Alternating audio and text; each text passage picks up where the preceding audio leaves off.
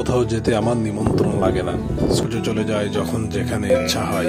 কিন্তু আজ এখানে যাচ্ছি, এখানে জীবনযাপন আপনার আমার জন্য কঠিন ও অ্যাডভেঞ্চার ব্যাপার। আজ যাচ্ছি বৃহৎ ম্যানগ্রোভ সুন্দরবনের কাছের একটি গ্রামে, যে গ্রামে মানুষের মধ্যে এখনো সভ্যতার অনেক কিছুই পৌঁছায়নি। শুনলে অবাক হচ্ছেন, কিন্তু এটাই বাস্তবতা। সে গ্রাম থেকে উপভোগ করব গ্রামীণ জীবনের নানান বিষয়, দেখব সেখানে মানুষের জীবনযাপনের চিত্র এবং কথা বলার চেষ্টা করব সেখানকার মানুষের সাথে। গ্রামের সাদামাটা জীবন, একদিকে সরলতা, অন্যদিকে প্রকৃতির সান্নিধ্য। এখানে প্রতিদিনের জীবন সিমসাম ভাব থাকে। ভোরে সূর্য উঠতে না উঠতে কৃষকেরা মাঠে চলে যায়, গরু ছাগল নিয়ে চলতে থাকে গৃহস্থলীর কাজ।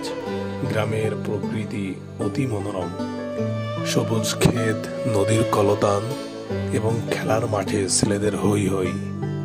গ্রামের মানুষ একে অপরের সাহায্যে থাকে, ভালোবাসা ও সম্পর্কের একটি বিশেষ বন্ধন গড়ে ওঠে।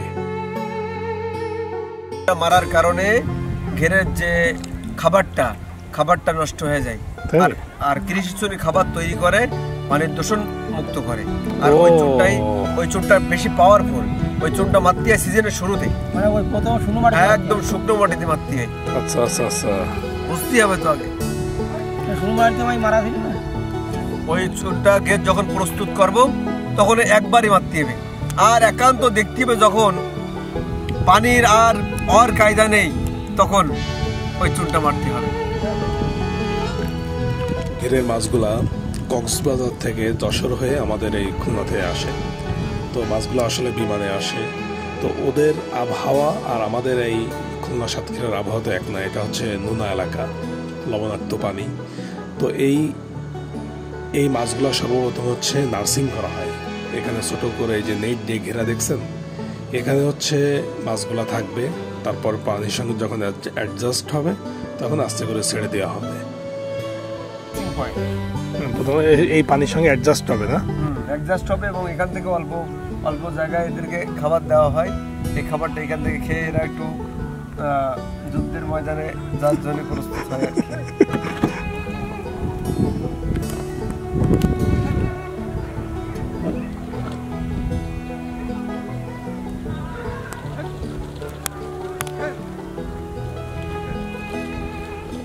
ডাবল পলি দেখাবে,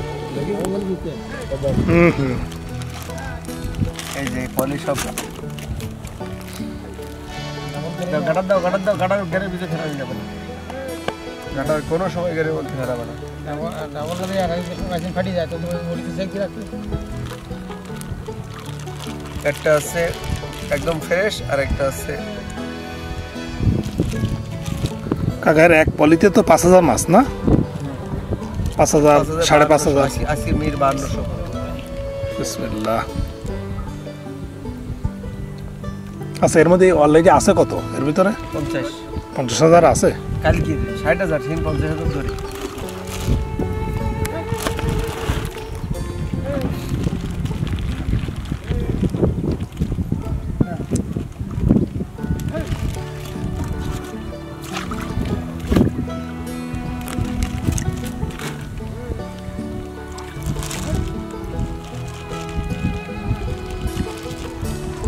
আল্লাহ রহম করো।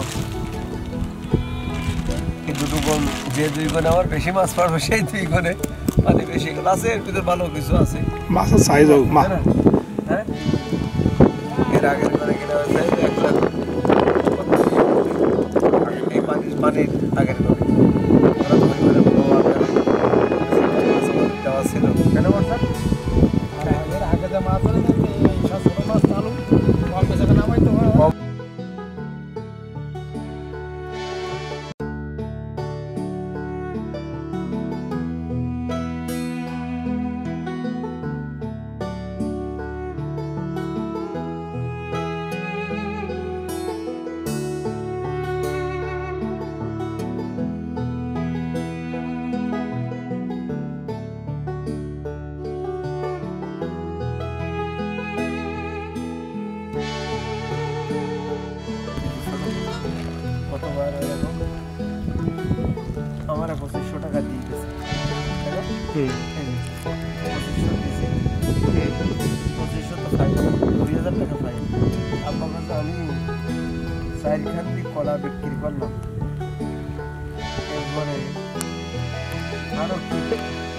মিনিটের মধ্যে সোমারি নিয়ে চলে যাচ্ছে কোটি কোটি মাছ।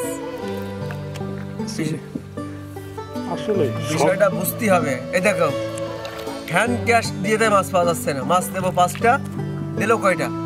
4টা, 3টা। তাহলে বিষয়টা বস্তালি। অথচ এই মাছ 2000-2500 টাকায় বিক্রি হয়েছে গত বছর বক্স।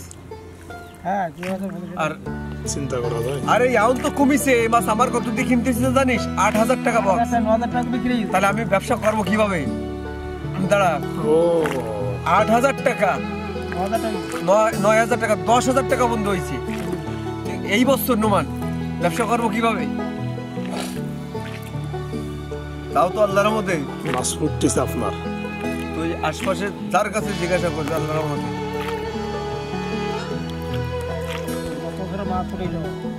গত বছর তো দেখ পিছনের দিক টাকায় দেন, দেখো দেখ তেলাপি উঠেছে কিনা। না নামতে বোঝা যায় না, যে তারাই বোঝা যাবে না যে মাছ তেলাপি মাছ কি পরিমাণ আছে।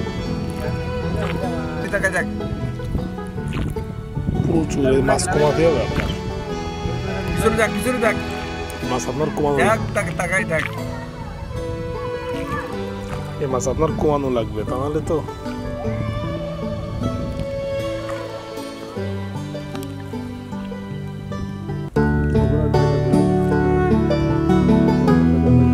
খেলা দিয়ে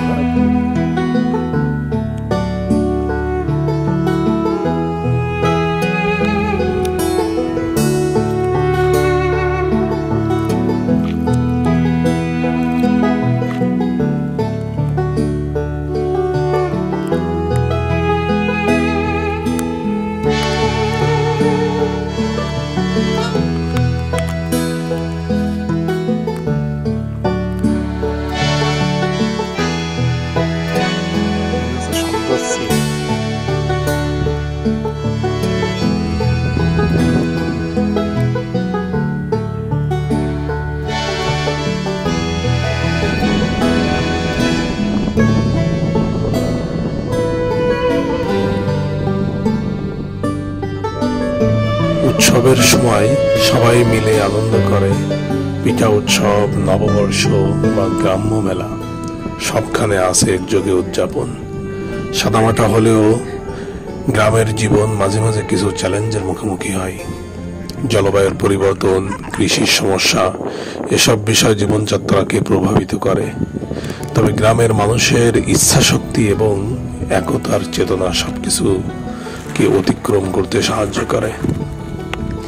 গ্রামের সাদামাটা জীবন এবং এটি একটা অনন্য অনুভূতি। গ্রামের সাদামাটা জীবন একটি অনন্য অনুভূতি, যেখানে সবকিছু মিলিয়ে চলে, সবকিছু মিলেমিশে চলে এবং প্রকৃতির সঙ্গে মানুষের সম্পর্ক থাকে গভীর। এখানে প্রতিদিনের ছোট ছোট মুহূর্তগুলোই জীবনের প্রকৃত সৌন্দর্য। এখনো গ্রামে বাচ্চারা খেলাধুলা করে, ফুটবল, কাবাডি, ব্যাডমিন্টন বা দৌড়ের মতো খেলা নিয়ে সময় কাটানো এবং বন্ধুত্ব গড়ে তোলার মতো খুবই সাধারণ। এই খেলাগুলি শুধু শারীরিক বিকাশের জন্য নয়, বরং সামাজিক সম্পর্ক বাড়ায়, যেটা শহরের ছেলেদের মধ্যে এখন বিরল। মাঠে খেলার আনন্দ আসলে কখনো তুলনাই হয় না। আমার মাঝে মাঝে মনে হয় এই মাঠে খেলার লাস্ট জেনারেশন সম্ভবত আমরাই। আমাদের খেলাধুলার বয়সও শেষ হয়ে গেল, হাতে মোবাইল চলে আসলো, বাচ্চারা নেমে পড়লো সেই মোবাইল আসক্তিতে। আজ সমাজের কি অবস্থা, এটা তো আপনারাই দেখতেছেন। ভালো থাকবেন, আল্লাহ হাফেজ।